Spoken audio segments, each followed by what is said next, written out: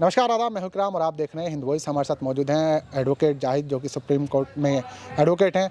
इनसे फिर चर्चा करेंगे इजराइल और फ़िलिस्तीन के बीच जो जंग चल रही है उसका ताज़ा अपडेट। बहुत कुछ घटा है पिछले 2-3 दिनों में और हमारी सरकार ने भी बड़ा अच्छा स्टैंड लिया है। जहां गोदी मीडिया सिर्फ हमास का जिक्र कर रहा था कि आप इजराइल के साथ हैं या हमास के साथ हैं, वो ये नहीं पूछा था कि आप फ़िलिस्तीन के साथ हैं या इजराइल के साथ हैं। मतलब वो चाह रहा था कि लोगों से गलत सवाल करे और गलत ही उसका जवाब मिले। तो जाहिद भाई से पूछते हैं कि क्या पिछले 2 दिनों में घटा है। जाहिद भाई, क्या लगता है अब ये जो वॉर थी ये किस तरह से जा रही है?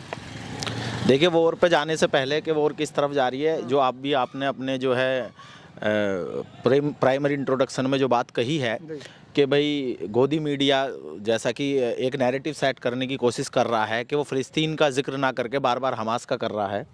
तो मैं इस पर बता दूं कि इसमें जो है फॉरेन अफेयर मिनिस्ट्री जो है देश की, उसने अभी तक हमास के बारे में कोई टिप्पणी ना की है, ना कुछ बात की है, ना ही और ना ही किसी तरह का जो है कोई ऑफिशियल स्टैंड है हमास को लेकर के अभी तक का। लेकिन इसके सबके बावजूद मैं कह रहा हूँ हमास का क्या मैटर है, क्या नहीं रहा, ये एक अलग विषय, बहस का विषय हो सकता है। लेकिन मसला तो फ़िलिस्तीन का है ना, बेसिकली मामला तो फ़िलिस्तीन का है, फ़िलिस्तीन के लोगों का है, फ़िलिस्तीन की ज़मीन का मसला है।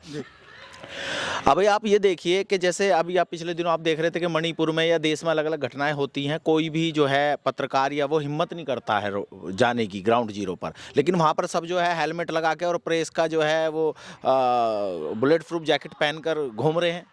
वो क्या है कि एक तरह से टूरिज्म जर्नलिज्म कर रहे हैं वहाँ पर के इजराइल के अंदर जाके, और ये इस तरह का मामला तो हो क्या रहा है, हो ये रहा है कि वो सेल्फ मोटिवेटेड कम्युनल लोग हैं। अच्छा, ऐसा नहीं है कि उनको कहीं से, ज़रूरी नहीं है कि कहीं से कोई उनको कोई स्क्रिप्ट लिख के दी जा रही हो।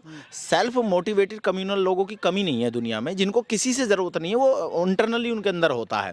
अब आप चाहे हेडलाइंस देख लीजिए, कई सारे जो सी ग्रेड चैनल्स हैं, और ये बड़े शर्म की बात है कि एग्जैक्ट तो मैं बता नहीं सकता, लेकिन बिलो 100 में रैंकिंग है भारतीय मीडिया की, आउट ऑफ 150 में शायद।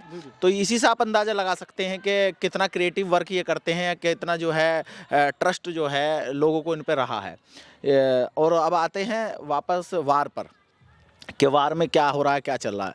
देखिए, ये बात बिल्कुल सही है कि सबके अपने हित जुड़े हैं फ़िलिस्तीन इजराइल मुद्दे पर। ये अलग बात है कि जो आम पब्लिक है वो सेंटीमेंट से जुड़ी है, लेकिन सरकारें अपने हितों के साथ जुड़ी हुई हैं। सबसे पहले तो ये है कि आज अभी जैसा कि सूचनाओं के माध्यम से प्राप्त हुआ है, भारत सरकार ने बहुत बड़ा कदम उठाते हुए मानवीय सहायता को पहुंचाया है।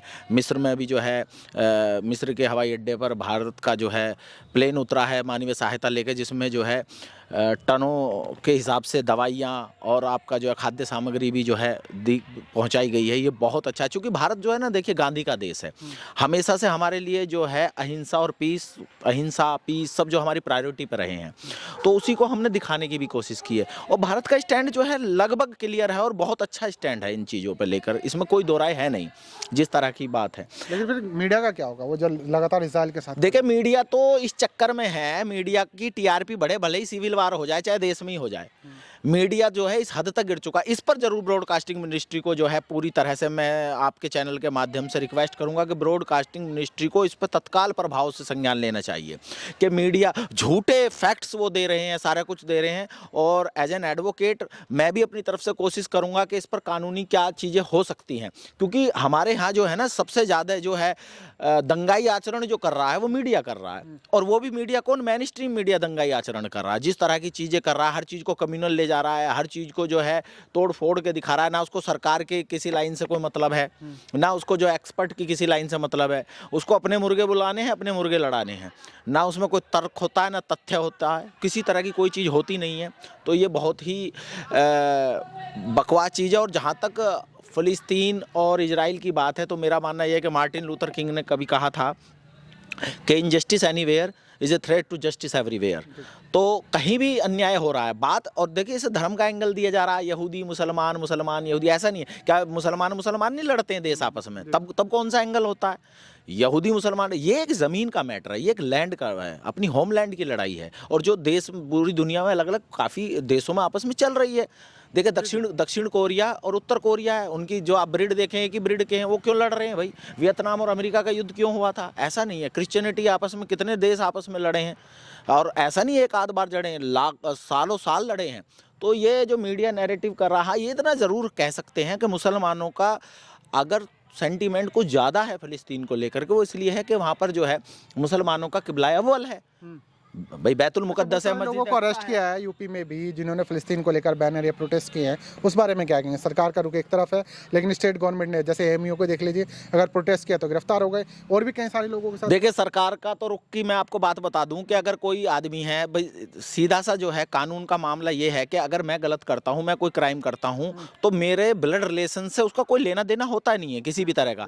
आप सरकार के पिछले दिनों की जो है कार्रवाई देखिए, खासकर यूपी सरकार की, कि उसमें अगर एक आदमी कोई अपराध करता है तो पूरे मकान को ढा दिया जाता है, वो मकान तुरंत इलीगल हो जाता है, उस पर तुरंत जो है तहसीलदार, अमीन, पटवारी सब पहुंच जाते हैं, इलीगल है। अरे क्या पूरी कॉलोनी के बीचों बीच वही इलीगल है? मतलब कहने का ये है कि सरकार जो है अपना रुतबा, अपना इकबाल कायम करने के लिए, कई चीज़ों से ध्यान हटाने के लिए इस चीज़ का कर रही है। और उससे भी दुखदाई है ऐसी सरकारों के विपक्ष का काम कि वो इस मुद्दे को कभी भी हाईलाइट नहीं करते हैं। विपक्ष भी इस इंतजार में रहता है कि पब्लिक खुद दुखी होकर इस तरह की सरकारों से छुटकारा पाए। विपक्ष जो है अपनी सहूलियत के हिसाब से काम कर रहा है, विपक्ष जो अपनी सहूलियत के हिसाब से बयान दे रहा है, विपक्ष को जो है जस्टिस से, विपक्ष को ह्यूमैनिटी से कोई लेना देना है नहीं। इस तरह की सरकारों के सामने जो विपक्ष है, आप समझ सकते हैं कि मैं किन के बारे में बात कर रहा हूँ।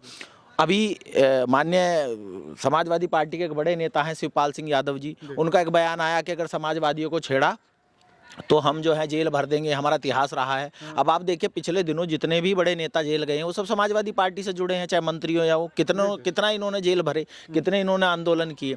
तो हो ये रहा है, जहाँ तक मैं मानता हूँ, मेरा मानना ये है कि कम से कम जनता को और एक खास कम्युनिटी को आज की डेट में कोई भी फैसला लेना है, वो लेना है अपने इंसाफ की बुनियाद पे, अपने हकों की बुनियाद पे। ना तो जो है सांप्रदायिकता का जो है जहर चाहिए, और ना ही जो है उसका सेकुलरिज्म का पाखंड चाहिए लोगों को।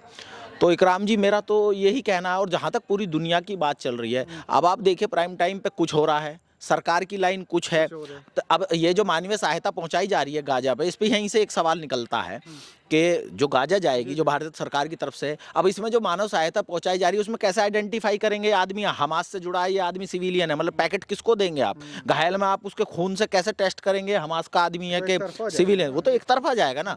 तो इसका मतलब मीडिया के हिसाब से तो भारत सरकार जो है गलत लोगों को सहायता पहुंचा रही है। बिल्कुल बिल्कुल। तो ये बहुत ही वो है। और मैं तो कह रहा हूँ मीडिया की निंदा नहीं करनी चाहिए, मीडिया के खिलाफ एक्शन लेना चाहिए, सरकार को लेना चाहिए। और जुडिशरी में भी जो हो सकता है उसके लिए हम पूरी मेहनत करेंगे, काम करेंगे इसके लिए। सरकार नई मदद भेजती है, और अभी सरकार ये तो नहीं देखेगी वहाँ जाके कि किसको मदद देनी है देनी, तो देखना ये है कि गोदी मीडिया इस पर क्या बखान करेगा, वो क्या कुछ बोलेगा। क्योंकि वो तो एक तरफ इजराइल वर्सेस हमास किया हुआ है, उसने इजराइल वर्सेस फ़िलिस्तीन को वो नाम ही नहीं ले रहा है। नीचे कमेंट कीजिएगा, वीडियो को ज़्यादा से ज़्यादा शेयर कीजिएगा। अगले एपिसोड में जाहिद भाई से फिर मुलाकात होगी, तब तक के लिए दीजिए इजाज़त।